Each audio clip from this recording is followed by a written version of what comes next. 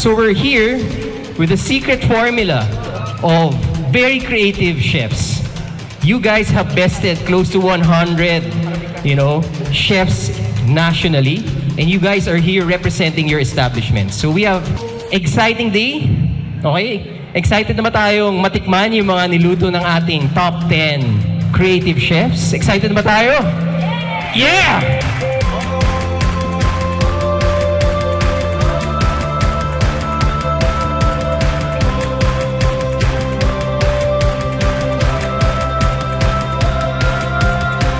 Kumusta po tayong lahat? How are you guys? We're gonna have some very special treats this afternoon. And we would like to welcome everybody to Ladies' Choice of the Nation Grand Cook-Off.